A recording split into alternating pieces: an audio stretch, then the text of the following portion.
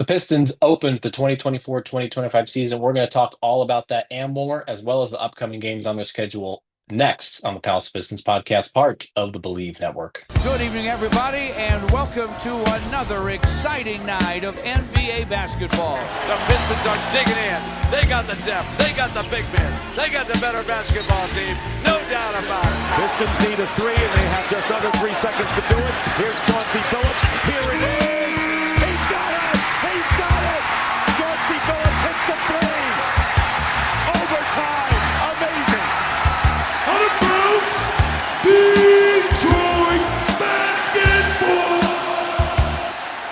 Pistons fans, welcome back to the Palace of Pistons podcast, part of the Believe Network. I'm your host, Mike Anguilano, joining me this week, fresh off of watching Game 1 of the 2024-2025 season, are Aaron Johnson and Jasper Apollonia. Fellas, how do we feel, real quick, one word, after Game 1 of the Detroit Pistons 2024-2025 season opener? Better? It can be a one Better, word. okay. I know we're gonna spend the whole podcast talking about it. I'll just say better, but I'm limited to one word, so better. I'm done. Sorry. Frustrated. That's the word I would use. It's interesting that you say better, because I feel very frustrated after last night's game. All right. We are going to get into it. I just got to say real quickly, because maybe that's the best one word choice to then like revisit in 10 minutes or whatever. I'm saying better from the standpoint of, wow, it was like watching an actual basketball team for most of the game last night compared to what we watched last year. In the short, I know we're going to talk all about the game and more. So let's do all our pre-show festivities, and then we get into all that good stuff. Yeah, let's get through the pre-show stuff before talking about the Pistons season opener against the Indiana Pacers. And before we do get into all of that and plenty more, I would like to thank our sponsor for this week's show, and that is BetOnline. And BetOnline, look, basketball fans, it's that time of year again. The NBA is back.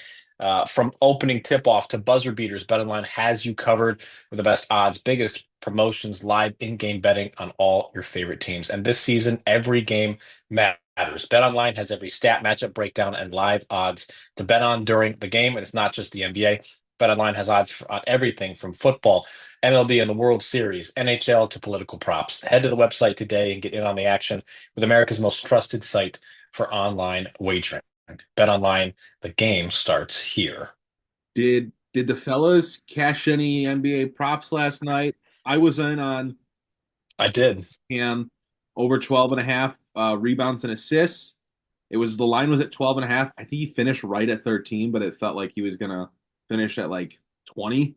I might be playing that line a little bit more if the line's gonna sit around 12.5, 13.5 for the first few weeks of the season until maybe the books adjust. But hey, let us know in the comments below if you want us to maybe start talking about some Pistons props throughout the year and things of that nature. Because I cashed yesterday on that. I didn't cash on all my bets, but I did cash on a little Cade Cunningham.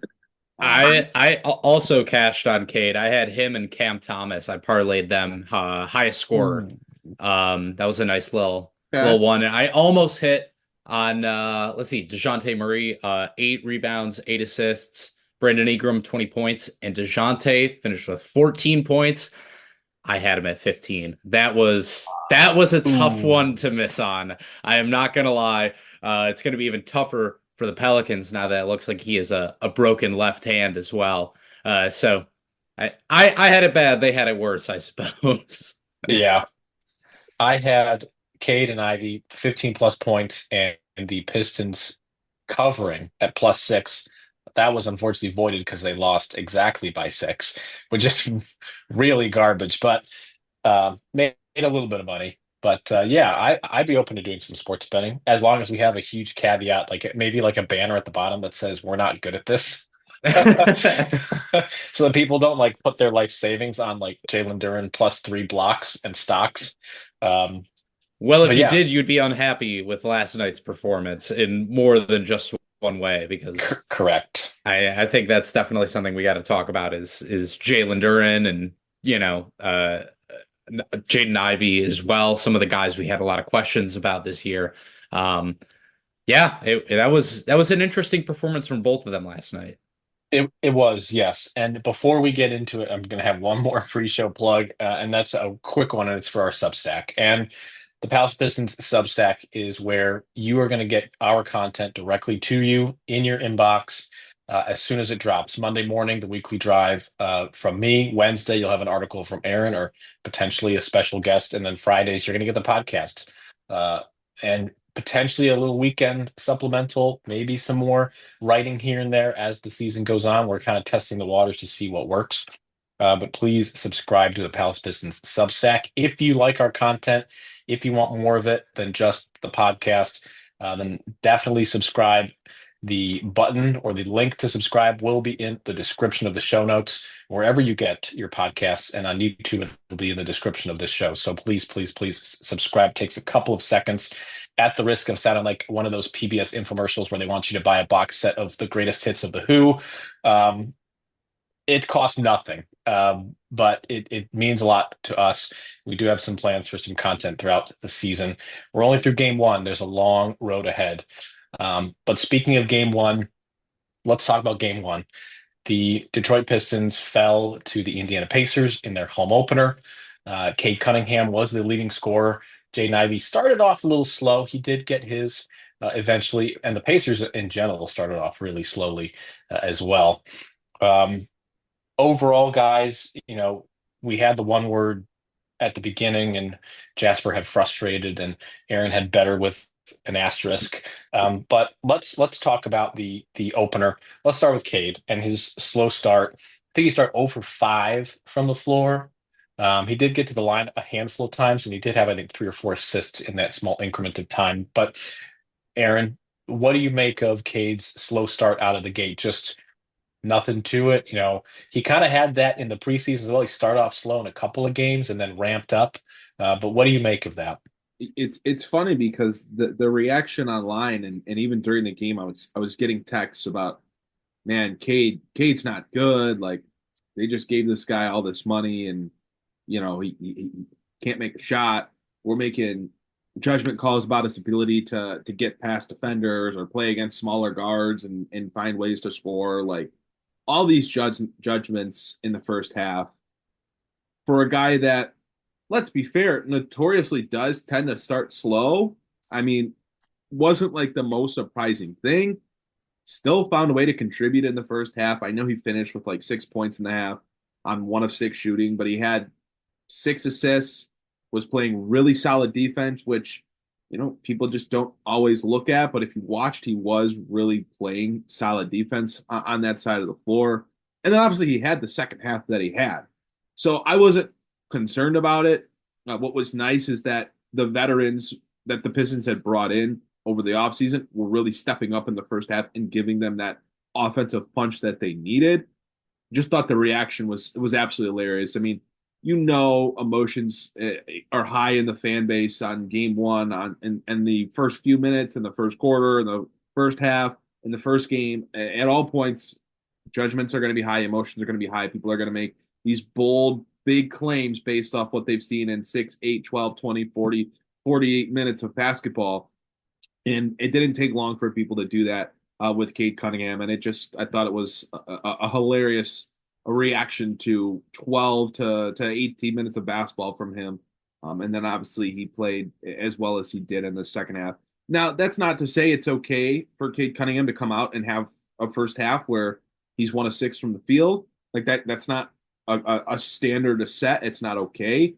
But the overall reaction was hilarious. Yes, he has to be able to impact the game more in the first 24 minutes, but my goodness, the overreactions were wild. It's so crazy to me how people do a total 180 on the Pistons. Like, every year there's one guy, whether it's front office or player, who everyone just decides all of a sudden, actually, now he sucks. And it usually happens after somebody gets paid. In this case, it was Cade Cunningham. Like, I remember people were defending Troy Weaver breathlessly for the first couple of years, and then all of a sudden it's like a switch flipped and everyone was like, actually, this guy sucks. I'm not comparing Cade Cunningham and Troy Weaver, because I think Cade Cunningham's actually quite good, and I thought he had a pretty good game last night. Yeah, slow start to the first half. He still had what, 6 assists. I'm glad you pointed out the defense, Aaron. One of the things I really liked about Cade defensively, his first year in the league, was I thought his rotations were really crisp and really smart. That was something I didn't see a lot of last year. I thought his rotations were poor defensively for a lot of the season. Last night, I saw him a lot more locked in on that end, and I thought he did a good job defensively for pretty much the whole game. Like, I didn't see any really glaring errors or mistakes from him. Yeah, I mean, guys score, but that happens. It's the NBA. I thought he did a good job passing the ball. He had 13 potential assists last night. That's a very high number considering he only had 8 assists. I think that also tells you a little something about how the supporting cast performed. I was surprised to see so much criticism for him online after the game. People talking about how, a real star would come through in the fourth. I did not think that was the issue at all. After the third quarter, where he scored 18 points and just made it look absolutely easy. I mean, like, he was driving into the lane, he was hitting spin moves, he put Pascal Siakam on skates, he took Aaron Nesmith to work. I mean, he had 3 straight post-up possessions that he scored on. That was sick. Launched a 3 that was like a no-doubter to end the quarter. The Pacers completely locked in on him in the fourth quarter. And I did not think Cade was the issue there. I think the issue was people who just did not hit shots. That should be, to me, the bigger story from last night. And that's why I use that word frustrating, because for the investments that have been made this offseason, and a lot of guys who played well in the first half, first quarter, those vets did not come through in the second half. I thought that was really more of the story of the game, especially in regards to Cade. I hate to sit here and it's not good for a show. It's not good for a podcast. Just be like, oh, I agree with you. Like, yeah, exactly what you're saying. But in this case, I'm with you 100% because Cade came out in that third quarter and was absolutely phenomenal. 21 points, was making threes, was getting to the rim. Fourth quarter only had a couple baskets, but was setting guys up. The Pistons had so many good looks in the fourth quarter, but none of their shooters, in quotes, made shots. Tobias Harris wasn't shooting well. Malik Beasley was 2 of 6 from the three-point line. The bench overall was 2 of 12 from the three-point line. Malik Beasley was the only player off the bench to make a three-pointer. Jaden Ivey was not hitting outside shots. Tim Hardaway Jr. did most of his outside shooting in the first quarter. So they just did not get enough outside shooting. They got a lot of clean looks that Cunningham helped generate for them. So yeah, he didn't do a bulk of the scoring in the fourth quarter after doing it in the third, but he still did what a point guard does, which I see all the time in our comments about how Cade Cunningham isn't a point guard. He doesn't get his guys buckets. When he had gave his offense so many opportunities to score the ball yesterday, especially down the stretch, and nobody else was hitting shots. It is not realistic for Cade Cunningham to be able to go down every possession and score. He did it in the third. You get to the fourth, defenses tighten up, they start throwing double teams, whatever. It's just not going to happen. And that's why you paid these guys to come in and help. And they just didn't get the other shot making that they needed last night. So it was a tale of two halves. Like, the first half, Cade was doing none of the scoring. It was all the veterans. And in the second half, it was all Cade doing all the scoring, and the veterans were kind of pretty much quiet. It was just, that's how it was. And I just can't believe we're coming out of that game, whether you watched it or you're looking at the box score, whichever, or you did both. I don't know how you come out of that saying, Cade, not good. That was bad. This is why you can't build around him. This is why he's not a point guard. Because I came away from that game thinking, man, Cade really turned it up after a slow start, ended up having a really good game. They just need more from the rest.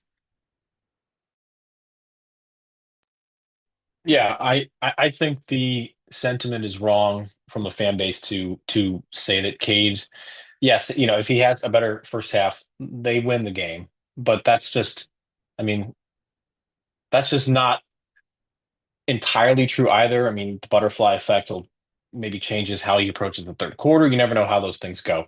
You can't just say, oh, if he would have made shots in the first half, they would have won. it would have also changed things and maybe changed his offensive mindset in that third quarter where he did pull most of his points in. So yes, the vets were a problem, and the vets are kind of as advertised. Tobias Harris was very streaky. He had a good first half. And then in the second half, he was very quiet.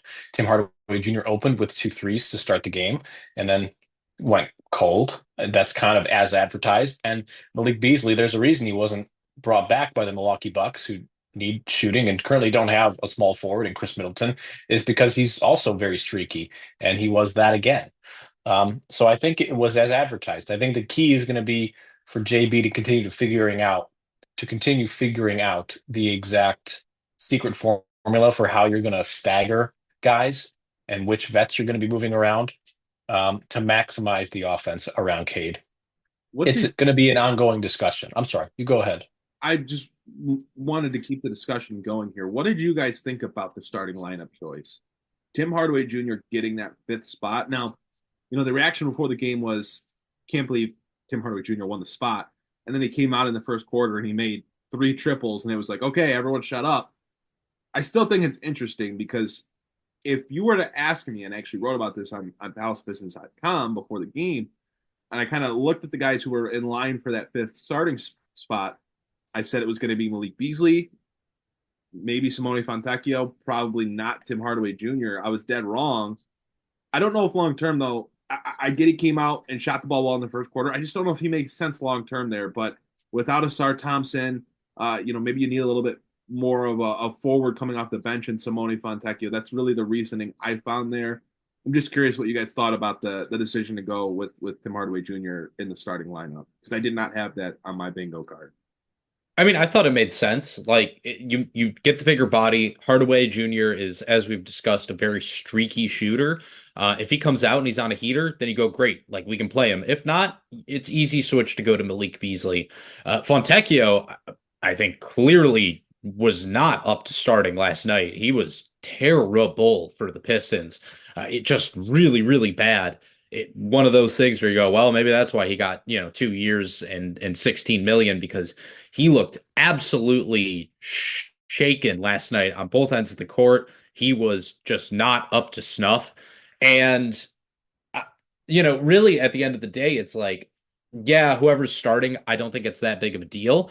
It's more of how the Pistons finished. I mean, they hit 1 3 in the entire fourth quarter. That was such like a horrid display. 1 of 8 from 3-point land, and Tobias Harris was 0 of 3. He had a chance to hit 2 huge triples. Like, they easily could have won that game last night if they got anything from their supporting cast in the fourth quarter. And to me, that was the number one issue. Like, you could not depend on any of those guys to close the game for you. Malik Beasley hit the 1 3. I mean, I guess he was fine in the fourth quarter, but like Hardaway, Harris, Fontecchio, those guys just did not show up past the first half, like, period, at all. And it was very disappointing for me. Like I said, it was frustrating. In regards to the like starting lineup, I guess I get it. Like, Hardaway's a little bit bigger than Malik Beasley is. I think defensively, that's something JB Bickerstaff is going to want to he's going to want to prioritize. Like, he's going to want to prioritize defense. I think he likes Tim Hardaway Jr.'s defense a little bit better. Malik Beasley is also a guy who can come off the bench, but I wouldn't be surprised if you see that starting lineup get shaken up as well, especially if/when Asar Thompson gets cleared to return. Yeah, it's kind of a coin flip position for me. I mean, between Tim Hardaway Jr. and Malik Beasley, it's not an egregiously different choice. Ultimately, they're both streaky shooters that have kind of similar size. I'm in the same boat that Jasper is that I think that's going to be the rotation spot that's going to continuously change, maybe even game to game. Maybe not week to week, but maybe even game to game, depending on who the matchup is. So to me, it is what it is. There were a lot of odd lineups across the league on day one. And Tim Hardaway Jr. being in the starting lineup for the Pistons, I think it's not enough to be upset about long term because it's not going to be the long term solution. I think we all know that. Yeah, that's fair, and it's hard when you don't have a Sar Thompson because it limits what you have coming off the bench because you probably feel a lot better starting Simone Fontecchio knowing you could have brought in a Sar Thompson, or you could have started a Sar Thompson and still had Simone Fontecchio and enough shooting in Beasley and Hardaway Jr. coming off the bench around them. I don't know. Where did the game fall apart for you guys? Because I thought, despite the good first half, they were leading at halftime. Cade had the big third quarter. The fourth quarter was such a disaster on both ends. I felt like they'd done a good job defensively in those first three quarters. They only gave up 33 points in the third quarter, but I still felt like, outside of Miles Turner just catching an unreal hot streak, they were doing a lot of good things defensively. And then in the fourth quarter, their offense slowed down. Guys stopped hitting shots, and it's like their defensive intensity and their defensive IQ dropped with the lack of shots falling, and that's where they lost the game. To me, it was Jalen Duren to a large extent, and I thought that was the biggest issue between the first half and the second half. Is the Pistons played pretty solid defense with Jalen Duren on the floor in the first half, and very, very bad defense with Jalen Duren on the floor in the second half. With Duren on the floor last night, Pistons opponents shot 11 of 13 in the restricted area. That's just not acceptable. And to me, like, that's how you let a team back into the game like they did with the Indiana Pacers last night. It's not about, how many buckets you get. It's how easy you make the buckets for them. And in the first half, the Pistons made everything very, very difficult for the Pacers defensively. In the second half, I thought it was way too easy. And that also goes for Isaiah Stewart as well. Like, he had a really nice block at one point, but that was about it. I just thought the Pistons' interior defense really fell apart in that second half. And it's, again, one of those things where I have to question Jalen Duren. And long-term, like, I need to see more. I understand if Miles Turner hits a couple outside shots on you, it's something you can live with. He's still working on getting out to the perimeter and defending there. I get that that's a work in progress with Jalen Duren. I can live with that if the post defense is good. And it's just not. It's just not good enough right now. He is not a rim deterrent. And that is a really big issue for me. No blocks, no steals. Yeah, he had 13 rebounds, but like, he was not doing a good job of keeping the Pacers off the glass. If I'm remembering correctly, like the Pacers had they out rebounded the Pistons, I believe, in the second half. So like, for me, that was a big issue. Jalen Duren's defense was just not good enough once again. And yeah, it's something I was hoping I wouldn't have to talk about after game one. And that's one of the biggest things I think can hold Detroit back this year is, like, they're going to have to be a good defensive team to compete in games. Not even just to win games, but to compete in games, because they don't have the offense right now that's capable to score 130 points and stay with these teams. Like a team like Indiana can. Like, Indiana can score 130 points, so they don't have to be some incredible defensive team. I just don't think the Pistons have an offense, or at least that we haven't seen yet, that they have an offense that's capable of doing that consistently. They scored 109 on opening night, and it was a lot of work to get that 109. So they're defensively going to have to be better in order to compete and in order to win games. And again, the first half, even though Indiana was still making shots, the process was a lot better for Detroit. Fourth quarter was an absolute disaster. And it does start with Jalen Duren. I don't know if that's he didn't get a lot of looks in the second half, didn't touch the ball a lot offensively in the second half. And it was that Andre Drummond effect of, if I don't touch the ball, my effort, my intensity, my focus drops, and, he doesn't get back quick enough on defense. He doesn't stay in the right position. But I mean, the perimeter defense was bad too. TJ McConnell had 14 points. And when you put these inexperienced players on him, you put Ron Holland, you put Marcus Sasser, you put these guys that are Jaden Ivey as well, because there were multiple plays where he took Ivey to the rim. I mean, TJ McConnell is not some elite athlete, is not some super quick blow by guard. He was just taking the Pistons to his spot down low, getting the angle that he wanted, and making it look effortless, scoring all these layups off the glass. So a lot of issues for Detroit. It starts with Jalen Duren, but the perimeter defense outside of Cade Cunningham was not much better. Yeah, I have. Sorry, Mike. After you. No, just real quick. I think it's two things are worth considering, because it is disappointing to lose a game that you were leading by so much in the first half. But one is that Indiana did make the Eastern Conference Finals. I mean, they're not a bad basketball team. Tyrese Halliburton didn't even have a good game necessarily. He was kind of bad in the first half. So let's keep that kind of like in our minds. I think the Pistons were 0-30 against playoff teams last year. 0-30 against Eastern Conference playoff teams last year. 0-30. So to put up a good fight like they did, to me, is still a positive. And the other one is that defense is a lot of effort and intensity, and head coaches putting players in the right roles on defense. And I think that's something that's going to continue to grow and evolve with JB, who we know is a good defensive coach. I've said it on the podcast before. He turned the Cavs from one of the, a bottom 5 defense into a top 5 defense, which with largely unchanged personnel over the course of time. So I think it's going to be an evolving thing with the defense, particularly the perimeter defense, and not having Asar Thompson. You're right, dramatically changes the calculus on the Pistons' perimeter defensive capabilities. I mean, having him out there would kind of glue everything together on that end.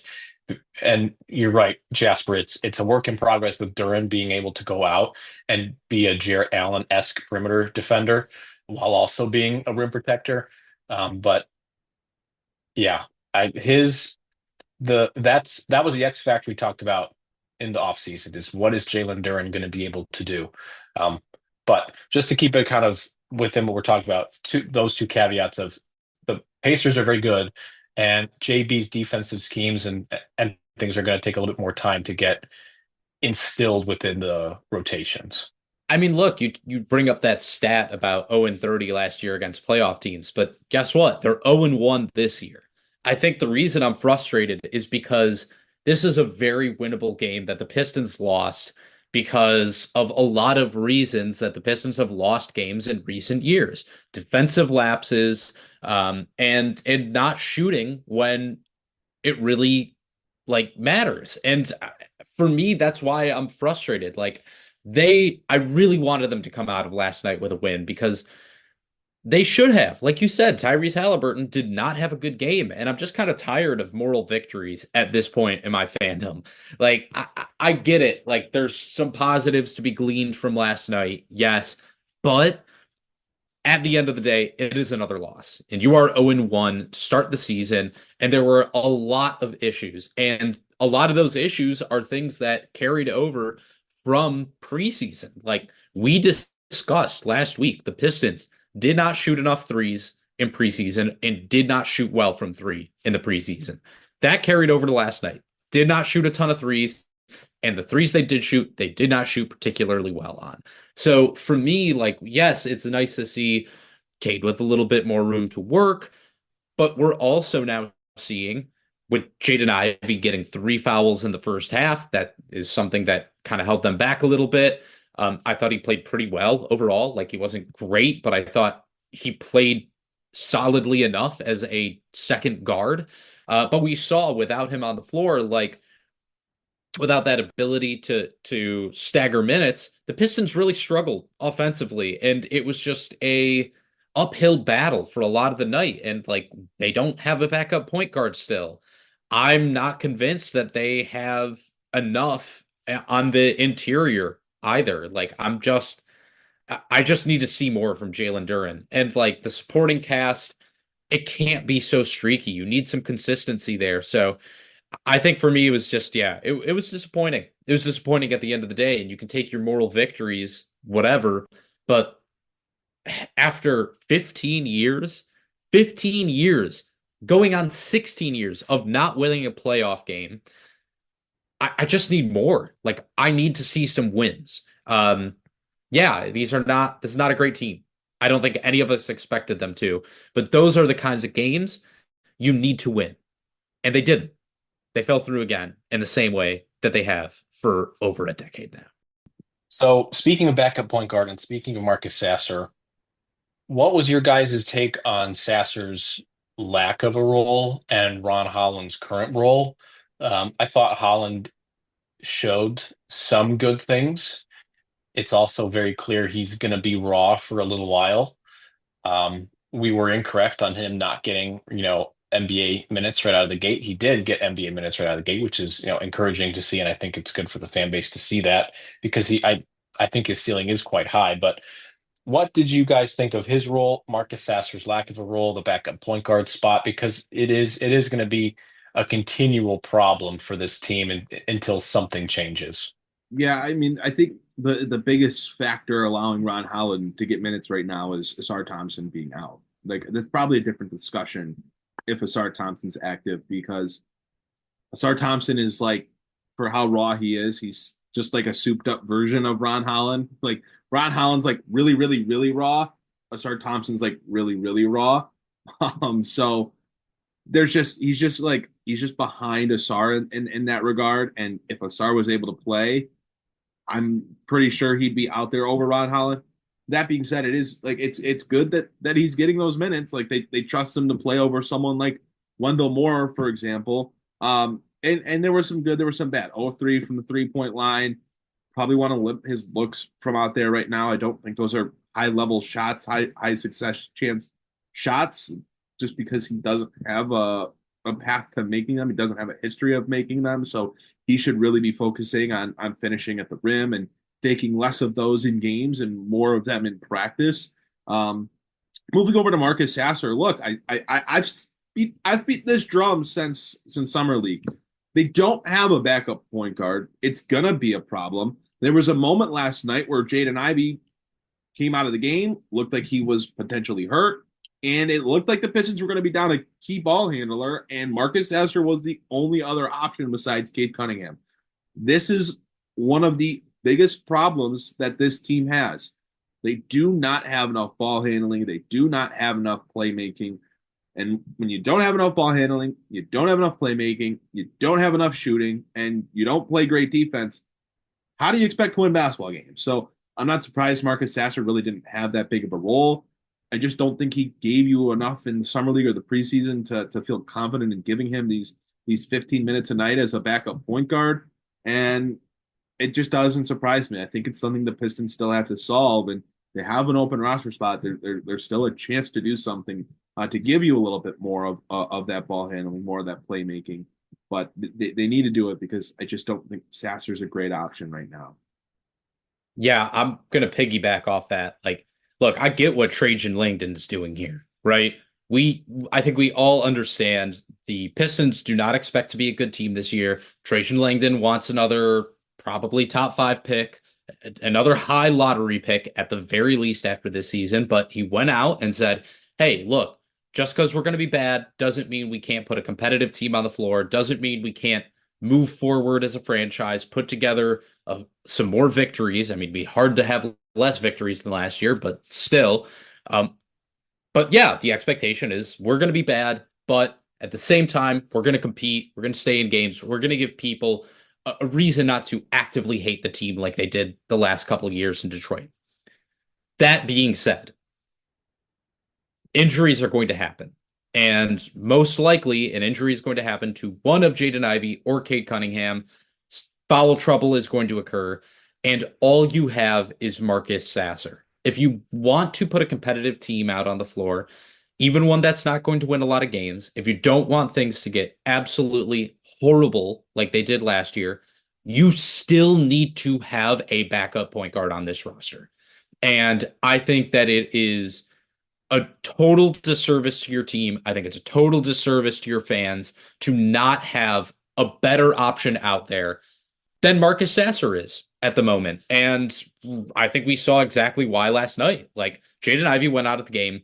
The Pistons completely fell apart in terms of their passing last night. And I think getting back Asar Thompson will definitely help in that regard. Like, he's not some great ball handler, but he can pass the ball a little bit. I really think they could have used him in the fourth quarter. And that's something, like, especially in regards to getting easy buckets at the rim with his cutting, with his passing. I think that could have opened up a little bit more action than just like give the ball to Cade, hope the vets hit a three. But Marcus Sasser to me is like, I don't wish ill upon the guy. It's just he should not be in this role at all. Like, him getting 3 minutes in that context last night was 3 minutes too many. Not saying he shouldn't play at all, not saying he shouldn't get any sort of run, but as a backup point guard, it's just not going to work. Ron Holland, I thought gave exactly what you expected from him. Played 15 minutes because Asar Thompson's not there.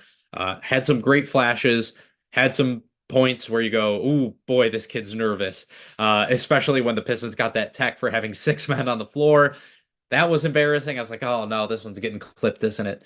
But really, overall, it was kind of what I expected to see from Ron Holland. A lot of hustle, a lot of effort, definitely some first game jitters. High ceiling, but still very, very raw. I just think this team really needs like Asar Thompson back in the worst way, because if anything happens in regards to one of their two ball handlers right now, they just have zero secondary creation. Like Malik Beasley, Tobias Harris, Fontecchio, all of these guys, none of them are up to the task. You're going to get a couple assists from Jalen during a game from that high post action, but that is not something you can count on like you could, say, 6-7 years ago from like Andre Drummond in the high post, where you could count him in for a little bit more than that. You just can't with Duran right now. He's not consistent enough of a passer. Like, he can make some highlight reel passes, yes, but on a game-to-game, possession-to-possession basis, he's just not trustworthy in that role. So, yeah, that's kind of where I'm at on both Holland and Sasser right now. Not surprised with their roles in either case.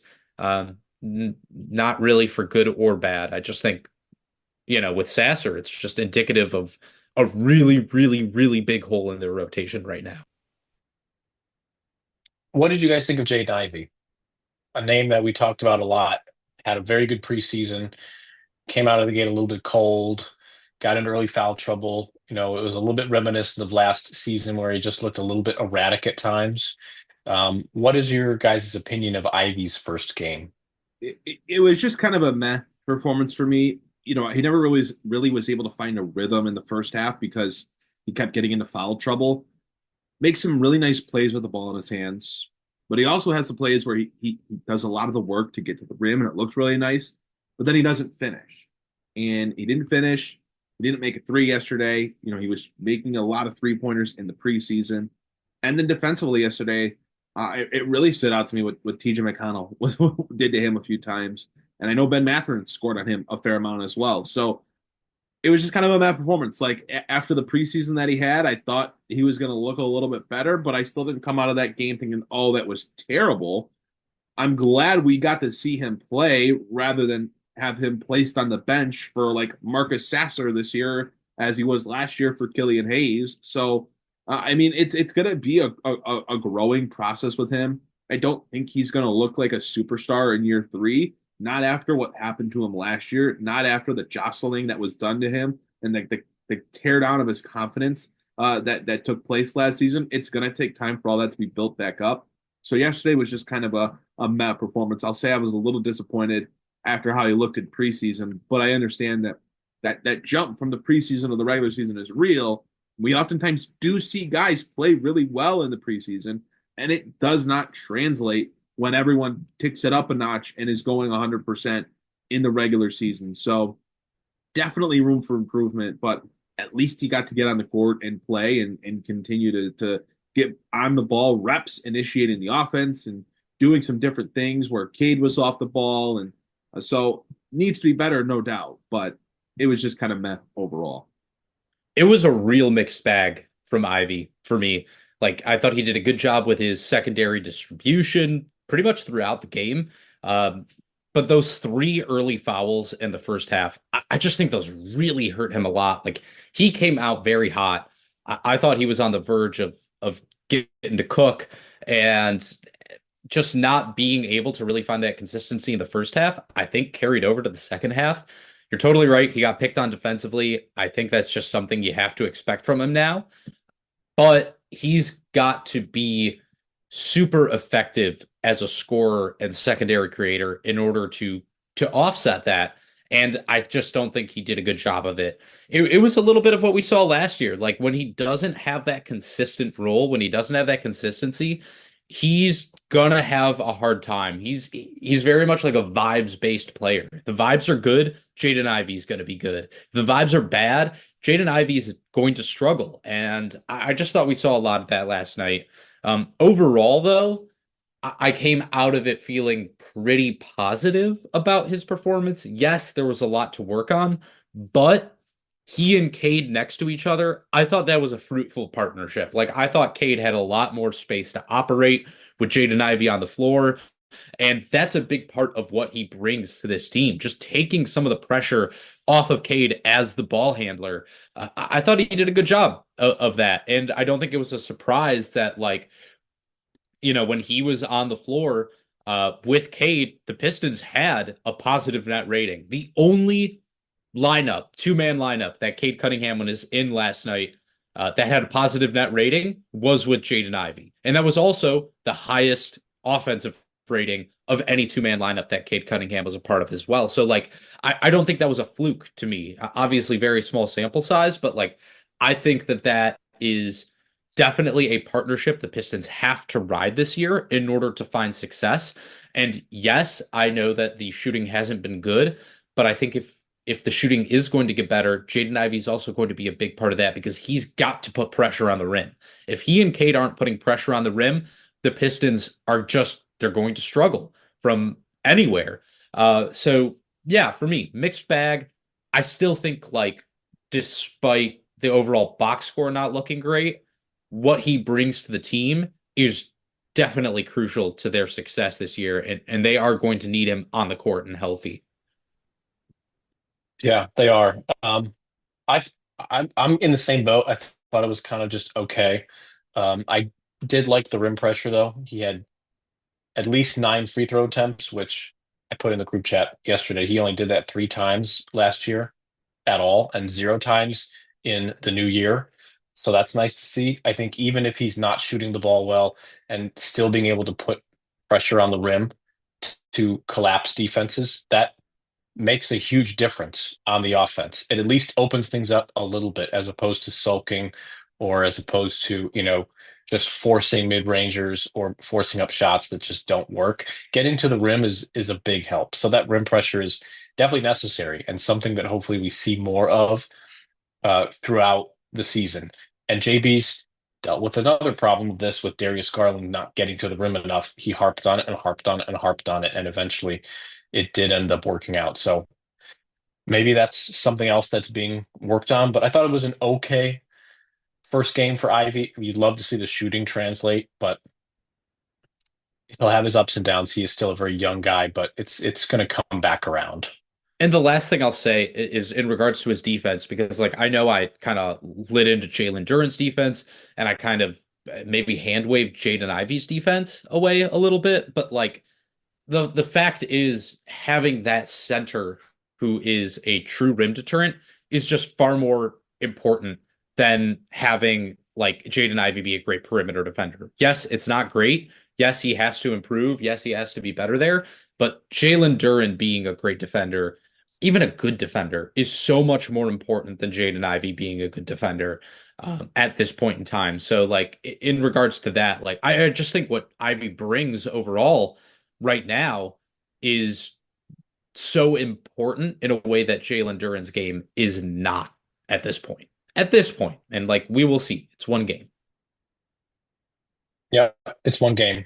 But as for the next series of games, the the Pistons still have their hands full with quite a few really tough teams. They're going to play more and more playoff teams. Their first, 5 games are against playoff teams. So they'll play the Cleveland Cavaliers tonight, for those of you who are listening. Then they'll play the Boston Celtics. They'll play Miami. They'll play the Sixers. And then they get a little bit of a reprieve against the Brooklyn Nets. That's a tough gauntlet to start out with. We talked about it a little bit in the schedule show. The Cavs won last night. They beat Toronto by 30 points. The Celtics, as we all saw on the national stage, trounced the Knicks. The Miami Heat got beat up pretty badly from the Orlando Magic. The Sixers were banged up and lost to Milwaukee, and the Nets are not a good basketball team and actively not trying to be. So looking ahead, when do you think the Pistons will win their first game of the season? Look, I don't think they beat the Cavs or the Celtics. I think both those teams are really high-level basketball teams. Both those teams are a lot of continuity roster-wise from last year.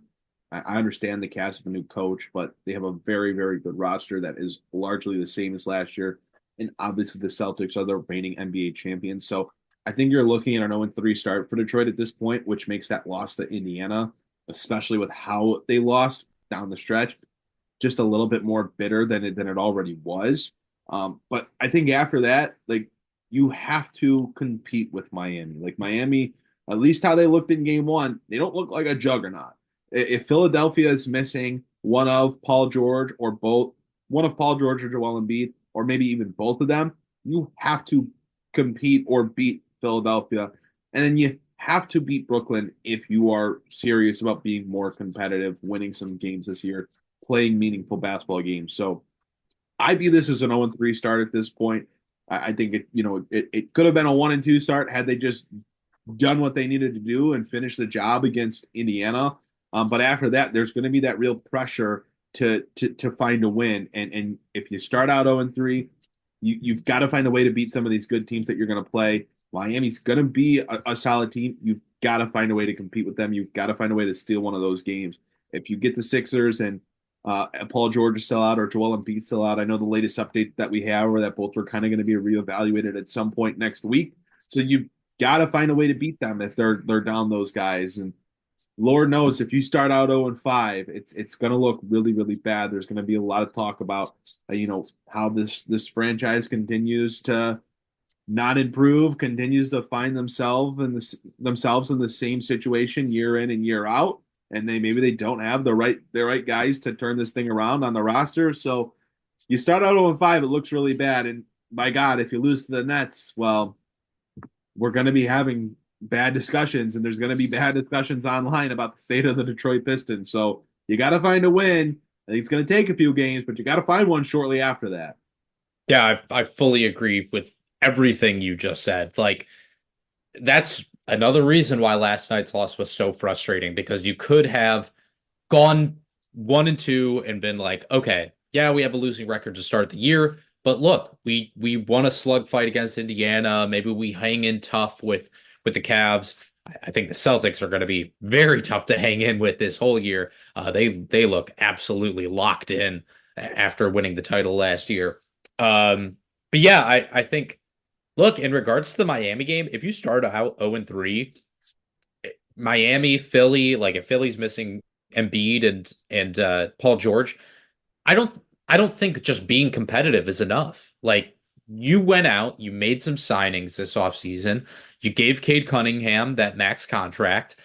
You have cleared space for Jaden Ivey to get all of the opportunity in the world as a secondary creator.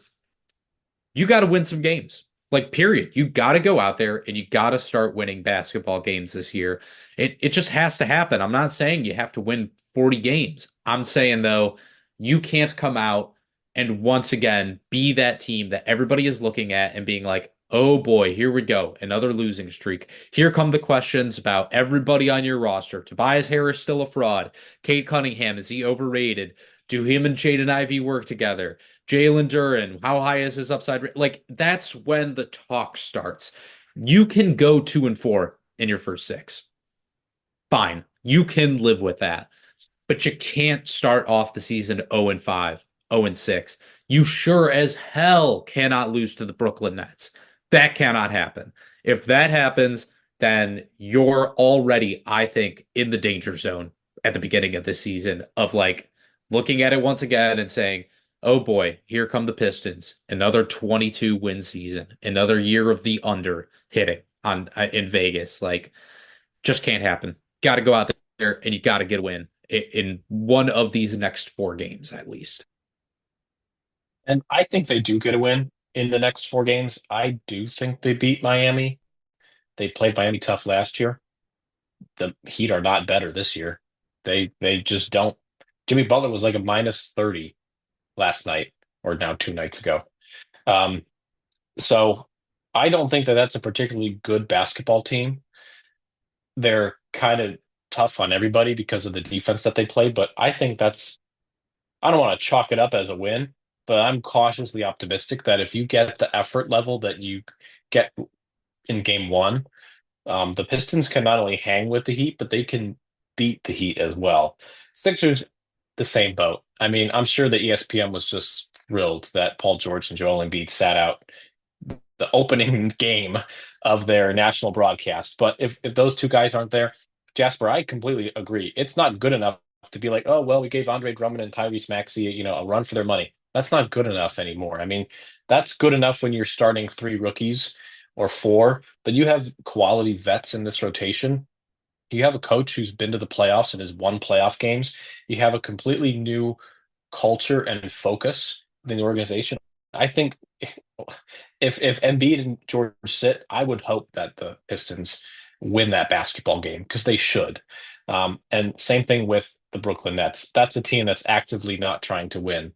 They are failing for flag, as a lot of other teams are probably going to be heading down that road throughout the season, but you have to beat the Brooklyn Nets. They're just not a good basketball team either. I know they gave the Hawks a run for their money and Cam Thomas won you some money, but the Atlanta Hawks are not a good basketball team either. I mean, that's not saying a whole lot that they hung around with the Atlanta Hawks. The Hawks are not good in their own right. So I do think they're going to get a win in this next stretch. I think it comes against Miami.